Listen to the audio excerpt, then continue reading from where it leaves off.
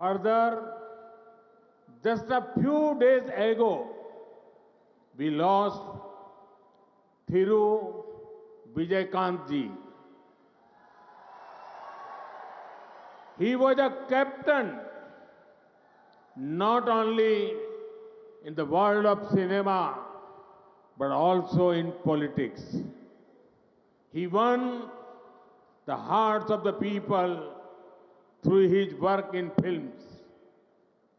As a politician, he always put national interest above everything. I pay my tributes to him. I also express my condolences to his family and admirers. இதோ சில நாட்கள் முன்பாக நாம் திரு விஜயகாந்த் அவர்களை இழந்திருக்கின்றோம். அவர் cinema உலகின் captain மட்டுமல்ல, அரசியலிலுமே அவர் கேப்டனாக இருந்து வந்திருக்கிறார்.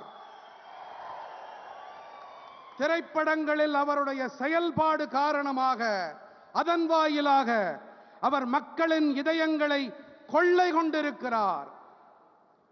ஒரு அரசியல்வாதி என்ற முறையிலே அவர் அனைத்திற்கும் மேலாக தேசிய நலனுக்கு முன்னுரிமை அளித்து வந்திருக்கிறார்.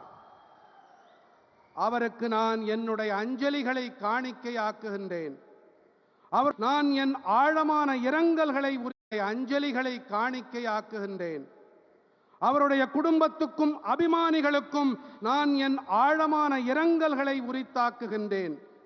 நண்பர்களே, பாதகம் செய்பவரை கண்டால் நாம் பயங்கொள்ளலாகாது பாப்பா. மோதி மிதித்து விடு பாப்பா, அவர் முகத்தில் உமிழ்ந்து விடு பாப்பா. அண்மை செய்திகளை உடனுக்குடன் தெரிந்து கொள்ள இணைந்திருங்கள் இயம்நாடு தொலைக்காட்சியுடன்.